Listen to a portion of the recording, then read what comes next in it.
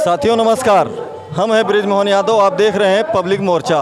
साथियों इस समय हम अकबरपुर अंबेडकर नगर लोकसभा के अकबरपुर और कटरिया क्यूब बाग में हम लोग मौजूद हैं, जहां पर लालजी वर्मा जी का नामांकन सभा का आयोजन चल रहा है।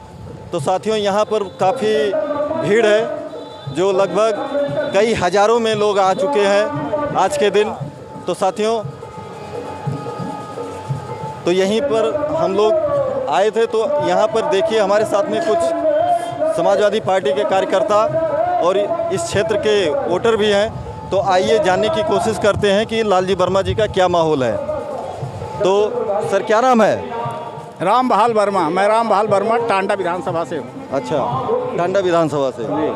तो राम मूर्ति वर्मा जी टांडा विधानसभा से भी विधायक हैं और अंबेडकर नगर लोकसभा से इंडिया गठबंधन के प्रत्याशी लालजी वर्मा जी का आज नामांकन है।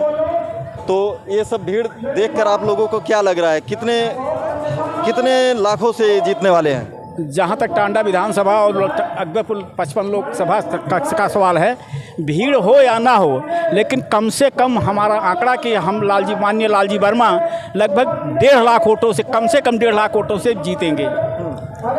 जीत कर यहाँ एक इतिहास रचा जाएगा जो आज तक नहीं हुआ। अभी आप देख रहे थे कि अभी जो भाजपा के प्रत्याशी हैं रितेश पांडे जी, वो सपा और बसपा गठबंधन से लोकसभा में पहुंचे थे, लेकिन वो अभी भाजपा में जा चुके हैं और वो प्रत्याशी हैं।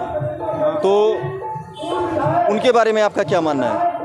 भाई माननीय रितेश पांडे जी यहाँ के मौजूदा सांसद हैं, भाजपा के प्रत्याशी हैं, लेकिन दल बदल के नाते उनकी छवि वो नहीं रह गई है जो माननीय लालजी वर्मा की याद में है। और जनता उस भाजपा सरकार, रितेश पांडे से नहीं बल्कि भाजपा से इतना त्रस्त हो चुकी है कि वो एक तरफा लालजी वर्मा को जिताने का मन बना चुकी है। वो चाहे रैली में आए या ना आए, उसका कोई बहुत बड़ा फर्क नहीं पड़ता है। रैली में आए न आए, वो वोट देने के लिए तत्पर है, समय का इंतजार कर रहा है कि कब उनको समय मिले।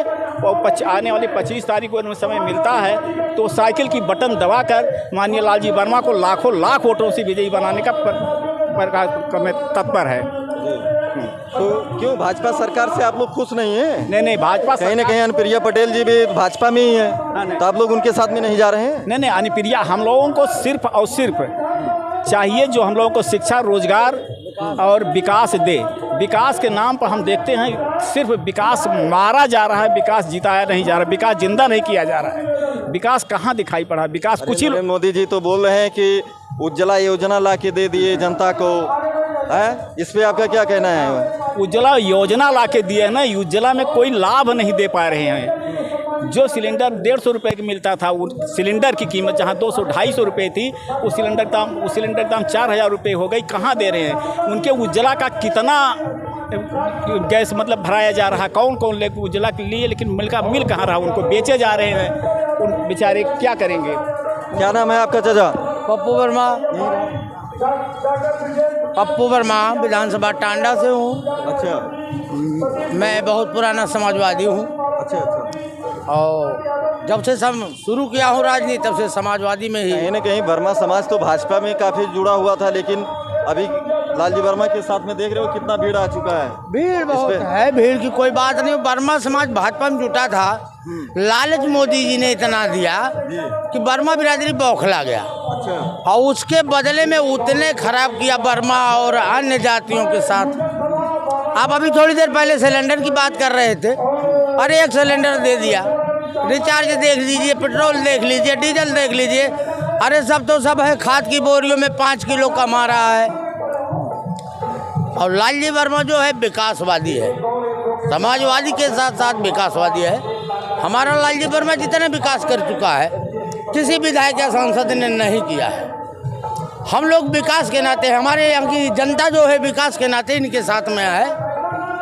और रही बात अगले सांसद की, सांसद तो ठीक ठाक हैं, लेकिन भारतीय जनता पार्टी जहाँ तक बात आती है, भारतीय जनता पार्टी सिर्फ अपने सांसद, विधायक या सहयोगियों का विकास करती है, न कि जनता का विकास करती है। आप देख रहे हैं कि नरेंद्र मोदी जी अभी मंगलसूत्र की बात कर रहे थे। हाँ जी जी। कि कहीं न कहीं अगर इंडिया गठबंधन आ जाएगा तो महिलाओं का मंगलसूत्र जो है छीनने का काम करेगा। इस पे आपका क्या मानना है? मंगलसूत्र के बारे में मोदी जी को नहीं बोलना चाहिए था, क्योंकि पुलवामा में आपने देखा कितने मंगलसूत्र उन्होंने क्या करवा डाले हैं।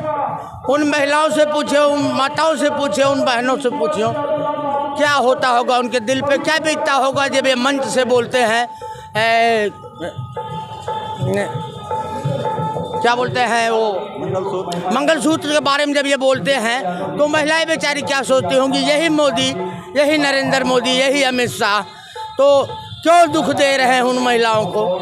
मंगलसूत्र की और बात करते हैं तो मंगलसूत्र तो सबसे ज़्यादा इन्होंने ही बर्बाद किया और अब उसे चोट देकर जनता में फैला रहे हैं। जनता अंधी नहीं है ना पागल है, जनता सब कुछ जानती है कि मंगलसूत्र किसने सबसे ज़्यादा बर्बाद किया है। और मंगलसूत्र की जहाँ तक बात है, आप लोगों का भी इस चुनाव में क्या मुद्दा है? हम लोगों को चुनाव में मुद्दा सिर्फ एक रहता है, शिक्षा, रोजगार, विकास। अभी आप तो देख रहे हैं कि नरेंद्र मोदी जी अपना बहुत विकास गिना रहे हैं कि किसान को 3,000 रुपये किसान निधि दे रहे हैं। हाँ है? किसान को 2,000 रुपये जी किसान मिल रहा है कि नहीं मिल रहा है? मिल रहा है, लेकिन किसान को 2,000 दे रहे हैं, लेकिन बदले में उनको मिट्टी के तेल बंद कर दिया गया। बिजली चली जाती है, बिजली का बिल भी बढ़ गया है, लाइट समय से नहीं रहती है, बिल अनाप शनाप आ रहा है, महंगाई बिजली बढ़ा दिए हैं। तो 2,000 रुपये देने से क्या फ़ायदा है। यूरिया 50 किलो बोरियों मिलता था, ये पार्ले बिस्कुट की तरह। पार्ले बिस्कुट आपने देखा है? पार्ले बिस्कुट इतना बड़ा आता था, उसमें 12-14 बिस्कुट रहते थे और रेट नहीं घटाया हो, उसकी क्वांटिटी कम कर दी। अब 6 और 7 बिस्कुट आते हैं, 4 बिस्कुट आने लगा है। मेरे भाई बता रहे 4 आ रहा है। उसी तरह हमारे मोदी जी कर रहे हैं। इस लोकसभा का जो चुनाव हो रहा है प्रधानमंत्री जी का, तो इसमें अभी आप लोग बदलाव करके ही मानेंगे?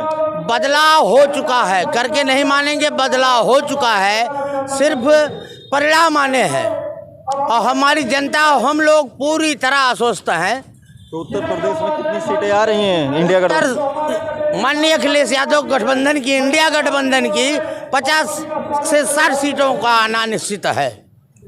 तो साथियों, जैसा कि आप देख रहे हैं कि अंबेडकर नगर की ही जनता नहीं, पूरे देश की जनता कहीं न कहीं बेरोजगारी, रोजगार, नौकरी, शिक्षा, किसानों की समस्या, नौजवानों की समस्या, कि ये सब सारी चीज़ों को लेके कहीं न कहीं बहुत परेशान है।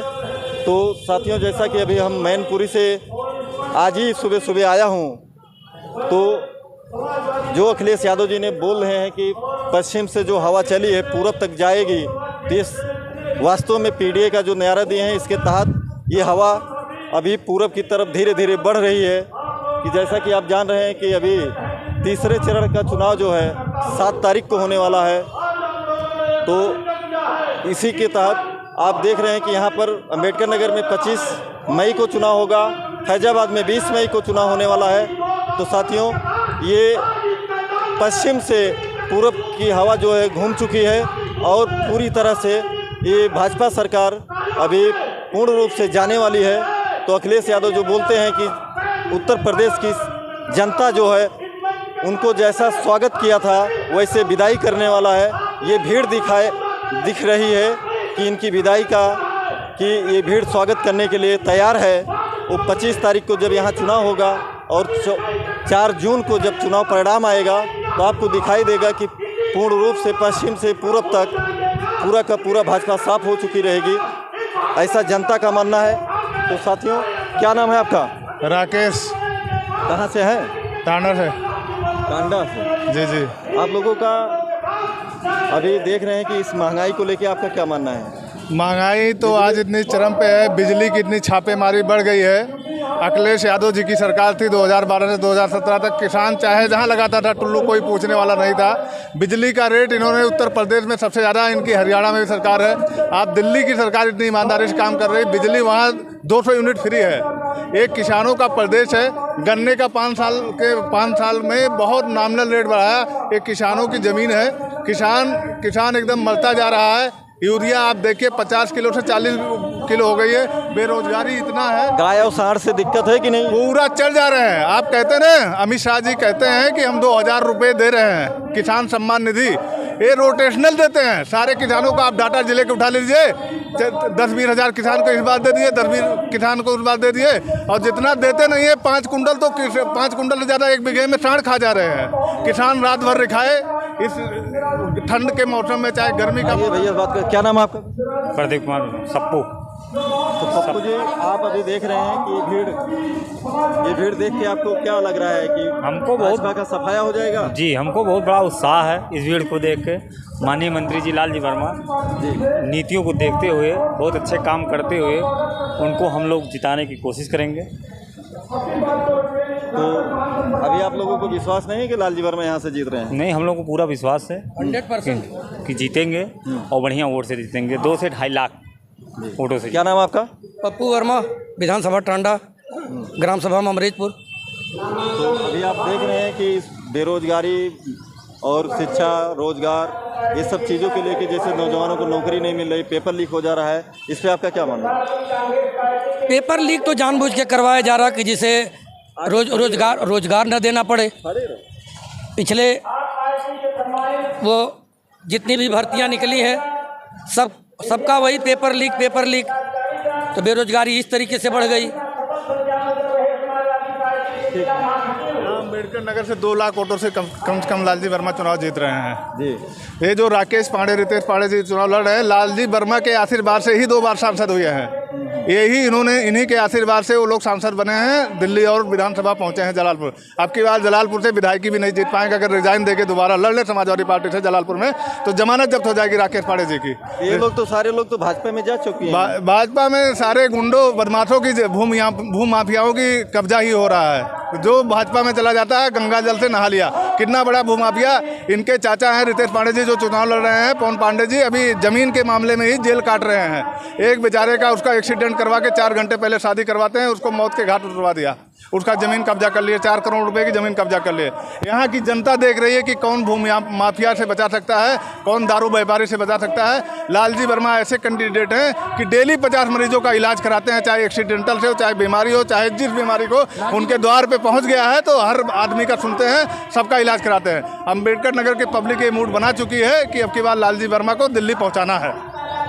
लालजी वर्मा ने यहाँ विकास का भी काम किया है। ये आपका राजकीय मेडिकल कॉलेज सदरपुर उन्हीं की देन है, और तमाम आपके टांडा विधानसभा में जितनी सड़कें बनी हैं उन्हीं की देन है। चाहे विद्युतीकरण का हो, चाहे सड़क हो, लेपन सड़क का मार्ग हो। धरातल पर कुछ दिखाई नहीं दे रहा। भारतीय जनता पार्टी धरातल पर सिर्फ साड़ दिखाई दे रहा। सिर्फ कागजी काम जो है बीजेपी के गवर्नमेंट में देखने को मिला। ये नहीं कहते, हम नहीं जानते हैं, लेकिन धरातल पर इनका काम जो है सिर्फ साड़ दिखाई दे रहा है। बाकी जो काम दिखाई दे रहा है समाजवादी दिखाई, चाहे 108 हो, चाहे 100 नंबर हो, मतलब सारी समस्याओं का निजात समाजवादी ने किया अब तक, माननीय हमारे लालजी वर्मा ने किया अब तक।